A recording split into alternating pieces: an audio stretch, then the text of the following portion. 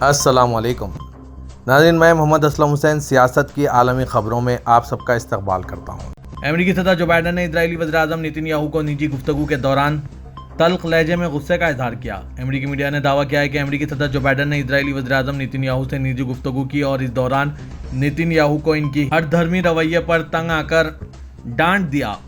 Report के मुताबिक जो बाइडन दो तरफा गुफ्तगू के दौरान इजरायली वज़ीर-ए-आज़म को गाज़ा में जंग बंदी पर आमादा करने की कोशिश करते रहे। इस मौके पर नेतन्याहू ने रिवायती हठधर्मी का मुजाहरा करते हुए अमेरिकी सदर की बात मुस्तरद करते हुए गाज़ा में जंग बंदी की तजवीज़ को मानने से इनकार कर दिया। CNN की एक रिपोर्ट के मुताबिक अमेरिकी सदर कहते हैं इजराइल को जंग बंदी पर आमादा करने की कोशिश कर रहे हैं, लेकिन नेतन्याहू ने जीना हराम कर रखा है। इसे समझाना नामुमकिन है। बहुत हो चुका है, अब यह मामला रुकना चाहिए। इजराइल के वजीर बराए कौमी सलामती बिन गोएन ने कहा है कि फ़लस्तीनी औरतों और बच्चों को मारने का हुक्म मैंने दिया। इजरायली ज़राए इब्लाग में शाया हुई खबरों के मुताबिक इंतहाई दाएं बाजू के हामी और नस्लियत परस्त वजीर बिन गोएन ने काबीना के एक इजलास में कहा कि हम औरतों और बच्चों को सरहदों के करीब जाने की इजाज़त नहीं दे सकते। जो भी सरहदों के करीब जाने की जुर्रत करेगा इसे नहीं छोड़ा जाएगा। क़ब्ल अज़ीं गाज़ा को चलाने की अपील करने वाले एक और मुतासिब इजरायली असेंबली मेंबर नसीम वाथोरी ने भी एक दफ़ा फिर गाज़ा पर इजरायली हमलों को जायज़ करार दिया। असेंबली से खिताब में वाथोरी ने फ़लस्तीनियों के लिए दहशतगर्द के अल्फाज इस्तेमाल किए और कहा कि जिसे भी गोली लगी है बहुत अच्छा हुआ है। वाज़ रहे कि गाज़ा की पट्टी पर इजरायली हमले शुरू हुए 131 दिन हो गए हैं और इस दौरान जानी नुकसान की तादाद 28,576 तक पहुँच गई है। इजरायली असेंबली के एक मेंबर कहते हैं कि फ़लस्तीनियाँ दहशतगर्द है, जबकि खुद इजराइल ये साबित कर रहा है कि ये दहशतगर्द कार्रवाई अंजाम दे रहा है। मासूम लोगों को मारकर वो खुद ये साबित कर दिया है कि वो खुद एक दहशतगर्द मुल्क है। इजराइल और हमास के दरमियान कायरा में हो रहे मुज़ाकरात का दौर मजीद जारी रहेगा। खबर के मुताबिक कायरा में जंग बंदी और इजरायली यरगुमालियों की रिहाई के लिए हो रहे मुज़ाकरात में शिरकत के बाद इजरायली वफ़द वापस पहुंच गया है। वाज़ रहे कि इजरायली वफ़द मोसाद के सरबराह डेविड मार्निया के ज़ेर क़यादत मिस्र पहुंचा था और वो मुज़ाकरात का हिस्सा बन सकें। मोसाद सरबराह के अलावा CIA के चीफ विलियम ब्रिंस, कतर के वज़ीर ख़ारजा मोहम्मद बिन अब्दुर्रहमान अल सानी ने मिस्री हुकाम की मेज़बानी में इन मुज़ाकरात में शिरकत की ताकि गाज़ा में जारी जंग में उबूरी वक्फ़ा हो सके, इजरायली यरगुमाली रिहा हो सकें और ज़ेर मुहासरा गाज़ा में इमदादी सरगर्मियों का इम्कान बढ़ाया जा सके। माह नवंबर के आखिर में जंग बंदी के मुख्तसर वक्फों के बाद 1 दिसंबर से मुसलसिल गाज़ा में जंग जारी है। ताहम इस जंग में वक्फे में कई कोशिशें बादज़ां भी जारी रही। आखिरी मौसर कोशिश का आगाज़ 28 जनवरी को पेरिस में हुआ था। वाज़ रहे के पेरिस इजलास में भी वही फरीक शरीक रहे जो अब कायरा में मुज़ाकरात का हिस्सा बने हैं। पेरिस मुज़ाकरात के अख्तिताम पर सामने आई तजावीज़ पर हमास की क़यादत की तरफ से मिल रहे रद्द अमल पर गुज़िश्ता रोज़ असर-नौ बातचीत की गई और हमास की शराइत पर गौर किया गया।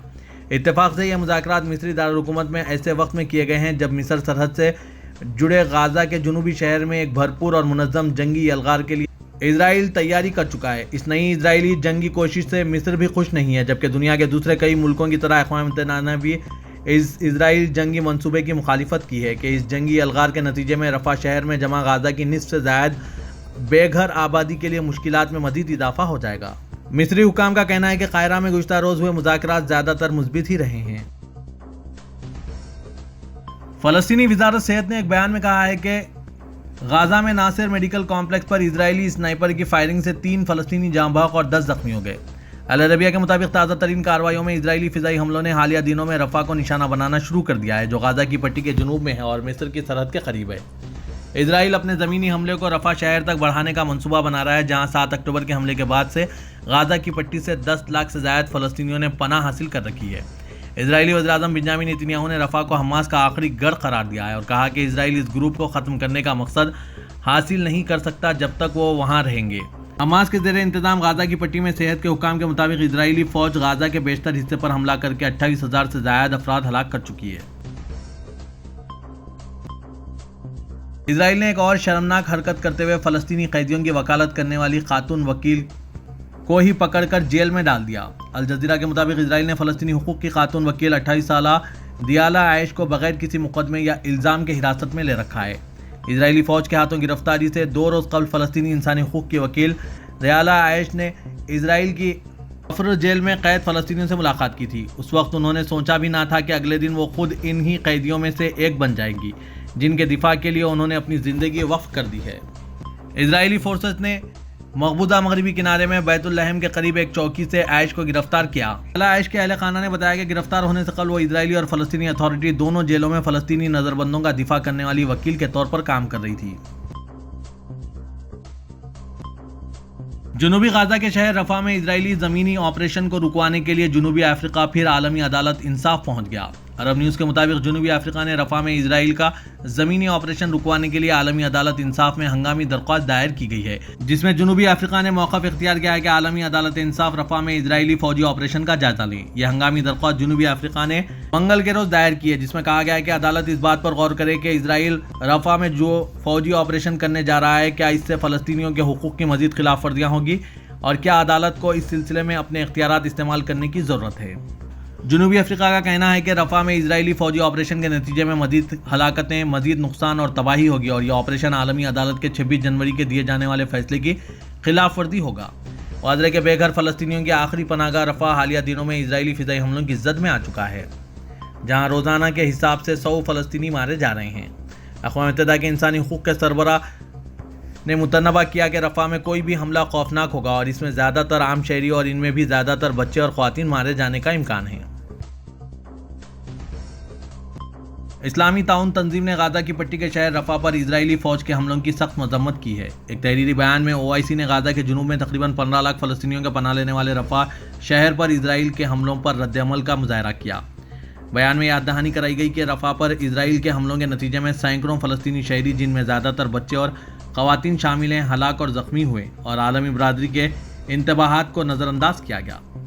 رفح شہر پر حملوں کو غزہ کی پٹی میں لوگوں کے مصائب کو مزید گہرا کرنے اور نسل کشی کے جرم کے تسلسل کے طور پر بیان کیا گیا اور کہا گیا ہے کہ یہ فلسطینی عوام کو تنہا کرنے کی ایک ناقابل قبول کوشش ہے۔ بیان میں اس بات پر زور دیا گیا کہ غزہ کی پٹی میں اسرائیل کا عمل درآمد اسرائیل کو نسل کشی روکنے کے لیے تمام اقدامات اٹھانے پر مبنی بین الاقوامی عدالت انصاف کے فیصلے کے برخلاف ہیں۔ علاوہ ازیں اسرائیل کی طرف سے مقبوضہ مغربی کنارے پر فلسطینیوں کے خلاف جارحیت کی بھی مذمت کی گئی۔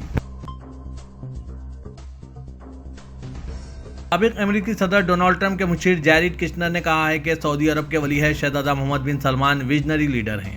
سابق ویب سائٹ کے مطابق جیریڈ کشنر نے ان خیالات کا اظہار امریکہ میں منعقدہ کانفرنس میں کیا۔ انہوں نے کہا کہ ولی عہد شہزادہ محمد بن سلمان کی وجہ سے دنیا بہتر مقام بنتی جا رہی ہے۔ جیریڈ کشنر کا کہنا تھا کہ سعودی عرب میں ہونے والی تبدیلیوں کو دنیا دیکھ رہی ہے، جو روشن مستقبل کی نوید سنا رہی ہے۔ انہوں نے سعودی انویسٹمنٹ فنڈ کے بارے میں کہا ہے کہ یہ فنڈ دنیا کا بہترین انویسٹمنٹ فنڈ ہے اور ہر فنڈ مینیجر اس کے ساتھ کام کرنے کی خواہش رکھتا ہے۔ ان کا کہنا تھا کہ موجودہ صدر جو بائیڈن نے سعودی عرب کو سمجھنے میں غلطی کی ہے، تاہم بعد میں انہیں اپنی غلطی کا احساس ہو گیا۔ انہوں نے کہا ہے کہ ٹرمپ کی ممکنہ جیت کے بعد وہ میدان سیاست سے دور اپنی بزنس اور فیملی کے قریب رہنا چاہتے ہیں۔ دوسری طرف امریکی ویب سائٹ ایکسیوس نے کہا ہے کہ ولی عہد شہزادہ محمد بن سلمان نے سعودی عرب کی معیشت میں بہتری لانے کے اقدامات کرنے کے علاوہ سعودی عرب کو علاقائی سطح پر پرسوخ ملک بنا دیا ہے، جبکہ تیل کی عالمی منڈی میں بھی اس کا اثر و رسوخ ہے۔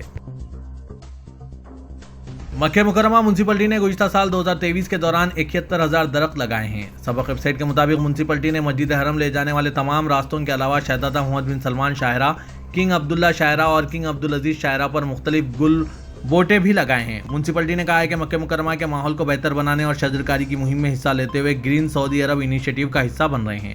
میونسپلٹی نے کہا ہے کہ عام شاہراہوں اور پارکوں کے علاوہ محلوں میں لگائے جانے والے درختوں اور گل بوٹوں کی دیکھ بھال کے لیے مستقل ٹیم کام کر رہی ہے۔ جرمنی کے دارالحکومت برلن میں جاری فوڈ فیسٹیول میں مدینے کی مختلف کھجوریں توجہ کا مرکز بن گئی۔ سعودی خبررساں ادارے SPA کے مطابق فیسٹیول میں سعودی پبلک انویسٹمنٹ فنڈ کے تحت قائم کی گئی کمپنی تراس المدینہ کے اسٹال پر مدینے کی معروف اجوا کھجور کو پسند کیا جا رہا ہے۔ کمپنی کے CEO بندر القیطانی کا کہنا ہے کہ اسٹال پر سعودی عرب کی تمام مشہور اقسام کی کھجوریں موجود ہیں، جن میں اجوا، سکری، قلاس اور مبروم شامل ہیں۔ القیطانی نے مزید کہا کہ تراس المدینہ کمپنی کے قیام کا مقصد مملکت میں کاشت کی جانے والی اعلیٰ اور معیاری کھجوروں کو دنیا بھر میں متعارف کرایا جائے۔ برلن کی نمائش میں اسٹال لگانے کا بھی یہی مقصد ہے تاکہ لوگ سعودی عرب کی مشہور کھجوروں کے اعلیٰ معیار سے آگاہ ہوں۔ ہندوستان کے وزیر اعظم نریندر مودی نے آج ابوظہبی کے پہلے ہندو مندر کا افتتاح کیا۔ یہ مندر راجستھان کے گلابی ریت کے پتھر سے بنایا گیا ہے۔ یہ مندر 27 ایکڑ پر بنایا گیا ہے اور اس کی اونچائی 108 فٹ ہے۔ یہ مندر اپنے فن تعمیر اور اپنی شان و شوکت سے پوری دنیا کو اپنی طرف متوجہ کر رہا ہے۔ मंदिर के इफ्तिताह के बाद वज़ीर-ए-आज़म नरेंद्र मोदी ने भी आरती में शिरकत की। मंदिर इंतजामिया के मुताबिक मंदिर के दोनों जानिब गंगा और यमुना नदियों का मुक़द्दस पानी बहता है, जिसे हिंदुस्तान से बड़े कंटेनर्स में लाया गया। BAPS स्वामी नारायण संस्था के बैनुल-अक़वामी ताल्लुकात के सरबराह स्वामी ब्रह्मावेरी दास ने कहा कि मंदिर के हर कोने में थोड़ा सा हिंदुस्तान है। यहाँ आप वाराणसी के घाटों की झलक भी देख सकेंगे। अबू धाबी में बनाया गया हिंदू मंदिर 108 फीट है। इसमें 40,000 क्यूबिक फीट संगमरमर, 1,80,000 क्यूबिक फीट रेत का पत्थर, 18 लाख ईंटें इस्तेमाल की गई है। मंदिर में 300 सेंसर लगाए गए हैं। 2024 वर्ल्ड गवर्नमेंट समिट में हिंदुस्तान के वज़ीर-ए-आज़म नरेंद्र मोदी के कलीदी खुतबे से कबल दुबई की फलकबोस इमारत बुर्ज खलीफा पर हिंदुस्तानी परचम रोशन किया गया और guest of honour Republic of India के अल्फाज लिखे गए। मोदी अपने 10 साल इख्तिदार में 7वीं मरतबा मुत्तहिदा अरब इमारात आए हुए हैं। इनके इस 2 रोज़ा दौरे में अबू धाबी के पहले हिंदू मंदिर BAPS मंदिर का इफ्तिताह भी किया गया। दुबई के वलीअहद प्रिंस शेख हमदान बिन मोहम्मद बिन राशिद अल मक्तूम ने बुर्ज खलीफा की 2 तस्वीर सोशल मीडिया प्लेटफॉर्म एक्स पर शेयर की, जिनमें बुर्ज खलीफा पर तिरंगे के 3 रंग और वर्ल्ड गवर्नमेंट समिट का लोगो देखा गया। अबू धाबी पहुंचने पर मोदी ने कहा कि मुत्तहिदा अरब इमारात आकर इन्हें ऐसा लगता है जैसे वो अपने घर में हैं। अमेरिका के सदर रजब तैयब एर्दोगान आज 12 साल के बाद मिस्र का सरकारी दौरा कर रहे हैं। सदर एर्दोगान दारुल हुकूमत काहिरा में सदर अब्दुल फताह अल सीसी के साथ मुलाकात करेंगे। मुज़ाकरात का तरजीही एजेंडे का मौजूद तुर्किया मिस्र बाहमी ताल्लुकात में फ़रोग़ देना है। मुज़ाकरात में आला सतही 2 तरफ़ा ताउन मैकेनिज़्म की बहाली के लिए मुमकिन इक़दामात पर गौर किया जा रहा है। अलावा तिजारत, दिफा, तवानाई और सयाहत जैसे मुख्तलिफ शोबों में मौजूद इम्कानात का जायज़ा लिया जा रहा है। मुज़ाकरात में फ़लस्तीन पर इजरायली हमलों के बारे में भी बातचीत की जाएगी। पाकिस्तान में 8 फरवरी को हुए कौमी असम्बली और सूबाई असम्बलियों के इंतखाबात के बाद सियासी जमातों ने मखलूत हुकूमत बनाने पर इत्तफाक कर लिया। पाकिस्तान मुस्लिम लीग नवाज, पाकिस्तान पीपुल्स पार्टी MQM पाकिस्तान और मुस्लिम लीग काफ समेत दीगर हम ख्याल जमातों ने मिलकर हुकूमत साजी पर इत्तफाक करते हुए इस अज़्म का इजहार किया है कि मुल्क को गुर्बत, महंगाई, बेरोजगारी और मुआशी चैलेंजेस से निजात दिलाने के लिए सबको अपनी अपनी ज़ात से बालातर होकर मिलकर आगे बढ़ना होगा।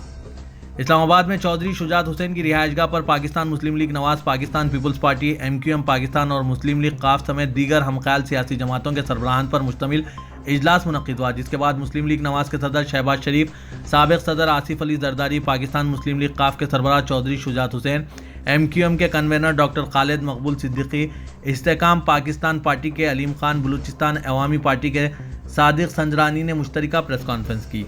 साबिक़ सदर आसिफ अली जरदारी ने कहा कि हमने मिलकर हुकूमत बनाने का फैसला किया है। मुल्क को इस वक्त दहशतगर्दी और मईशत समेत दीगर कई किस्म के चैलेंजेस का सामना है। हर चैलेंज से मिलकर निपटेंगे। उन्होंने कहा कि हम PTI को भी मुफाहिमती अमल में शामिल होने की दावत देंगे।